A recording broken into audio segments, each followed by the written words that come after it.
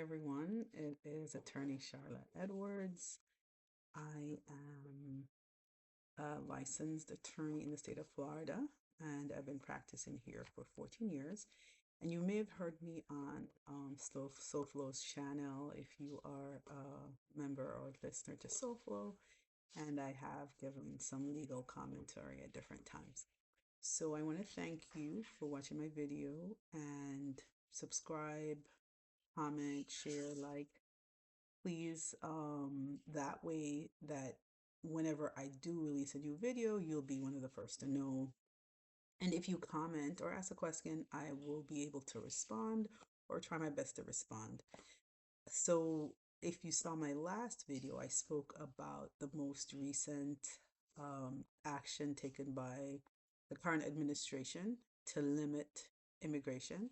And so, what I wanted to do is to kind of take a step backwards and go a bit into how we got there, right? So, what I wanted to do first of all is to a little housekeeping. So, I wanted to go ahead and give you a small, I only have 15 minutes, so I'm going to give you a small synopsis of what 485 is. And then I am going to talk about the two actions which have almost made that process obsolete for certain regions. Okay, so first, when your family member is petitioning for you, they are, or filing for you. Sorry, they are the petitioner, right? And so you, the person who they are filing for, you're the beneficiary. So when they file for you to try to gain entry into the United States, they would file what's called an I-130, right? So most people, the most common ones now are if you're filing for your spouse, your child who is under the age of 21, whether married, unmarried, and also your parent, your mother or your father, right? So those are the three common situations where people have been taken advantage of being able to file for their family to reunify their family, right? And so once the Trump administration came in, what they did is I'm going to go back and now tell you about well, let's go into the 485, right? So after that initial family petition is filed, what happens next is if it's approved, then you can apply for the green card. And that particular form is called a 485, and it's called an adjustment of status. And what that means is you are no longer a non-immigrant. So you're filing to gain immigrant status in the United States, right? And so, as the beneficiary of the family petition, you would be the one to file that petition on your own behalf. Of course, you're going to need assistance from the petitioner because it has to show that you are able to financially support yourself. And if you are an immigrant, most of the times you're not able to work and provide income, so you would need the help of a sponsor, typically the person who filed the petition, to assist you, right? But technically, you are the petitioner. You're filing that for yourself, right? So, what happened is on January 21st, I'm going to read what was issued. And this you can find on the website travel.state.gov. And basically, it tells you what the current administration did to limit persons from being able to benefit from that. And this limitation, however, was for persons who are not in the country. So when your family member files for you, typically you're not in the country. And so what would happen is when it's approved, it gets sent, that approval gets sent to the visa center, the visa center within the country that you originate from, right? And then there, that's where the additional processing would happen with your file. So this is what the administration did with regards to that for those visa processing. So I'm going to read the whole thing. So it says President Trump has made clear that immigrants must be financially self sufficient and not be a financial burden to Americans. The Department of State is undergoing a full review of all screening and vetting policies to ensure that immigrants from high risk countries do not unlawfully utilize welfare in the United States or become a public charge. I just wanted to add here that immigrants typically do not take advantage of welfare. And one reason for that is when you're going to file your citizenship, that is something that they ask of you. So typically, you're advised as an immigrant not to take advantage of the welfare system in the United States. I'm not saying it doesn't happen, but typically, most immigrants do not. Okay, as I continue, um, effective January 21st, 2026, the Department of State paused all visa issuances to immigrant visa applicants who are nationals of the following countries. So I'm going to name out the countries. It's 75 countries: Afghanistan, Albania, Algeria, Antigua and Barbuda, Armenia, Azerbaijan, Bahamas, Bangladesh, Barbados, Belarus, Belize, Bhutan, Bosnia and Herzegovina, Brazil, Burma, Cambodia, Cameroon, Cape Verde, Colombia, Cote d'Ivoire, Cuba, Democratic Republic of the Congo, Dominica, Egypt, Eritrea, Ethiopia, Fiji, the Gambia, Georgia, Ghana, Grenada, Guatemala, Guinea, Haiti, Iran, Iraq, Jamaica, Jordan, Kazakhstan,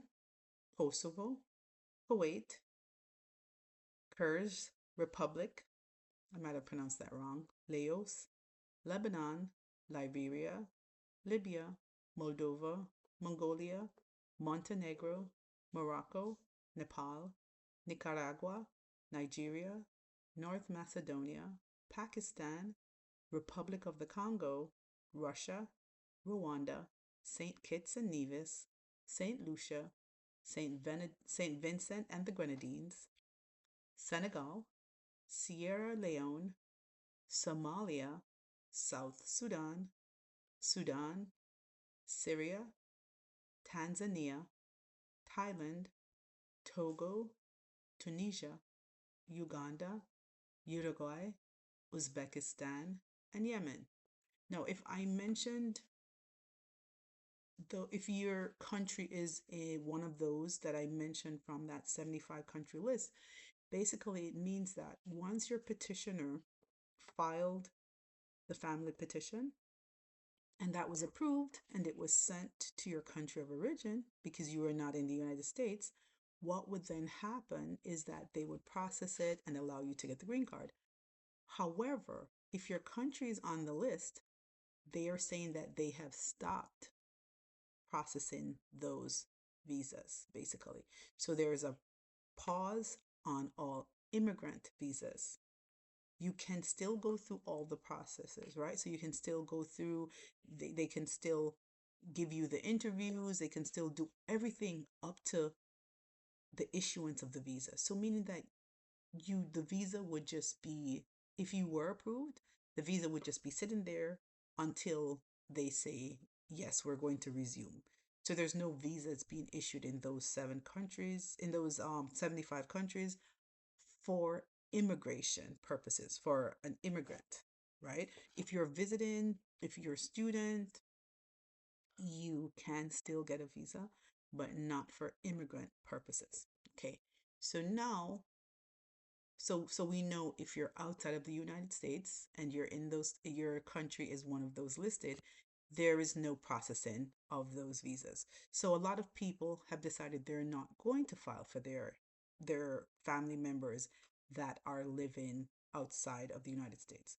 However, if your family member is in the United States, has, for instance, the ability to travel based on a visitor's visa, right? So in the instances where your family member petitioned for you and you have a visitor visa, for instance, you could come to the United States and say you got the approval, you come to the United States, you have your attorney now say, okay, are we able to file the 485 to adjust the status so they're no longer going to be a visitor, but they're petitioning and asking that the US now grant them the green card.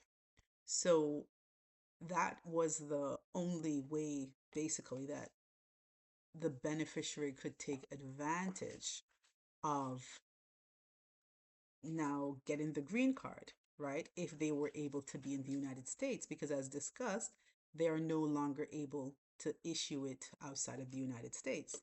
So if you're able to gain entry to the United States, you could technically apply for the green card.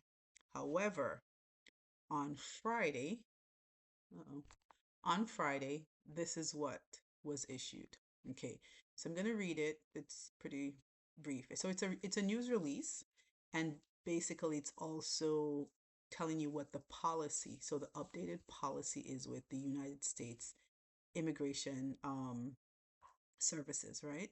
So what it's saying is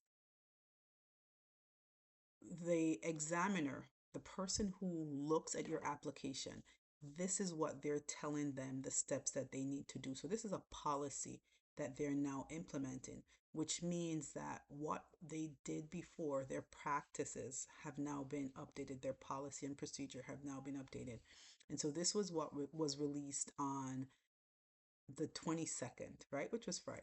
So this is what it says. It says U.S. Citizenship and Immigration Services today announced a new policy memo reiterating the fact that, consistent with long-standing immigration law and immigration court decision, alien seeking adjustment of status, which is the 485, must do so through consular processing via the Department of State outside of the country, which is technically the embassy, your local US embassy in your country, right? So they're saying those persons who were previously able, for instance, to travel on a visitor visa after they received the approval for the family petition, and then they would file to adjust their status to get the green card, are no longer able to do so. Let me continue to read. So it says officers, those are the persons reviewing the application, are directed to consider all relevant factors and information on a case by case basis when determining whether an alien warrants this extraordinary form of relief.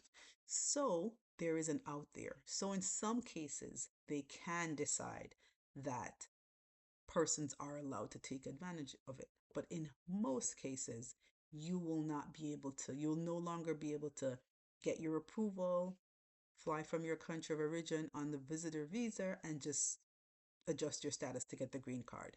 They are eliminating that. So technically, if your country is on that list where they're not issuing immigrant visas, and you cannot come here on your visitor visa and get your green card, there technically is no way for you to take advantage of getting a green card. That's just what it is. It's like a blockade, right? Of the because if you receive the approval and they're not issued in your country and you cannot come to the United States, then you're just in a circumstance where you're just not able to migrate to the United States at this particular time. And so that is basically what it's saying. I'm not going to go into everything, but that's basically what it says. And I'm just going to read one last thing what the spokesman said. He said they're returning to the original intent of the law.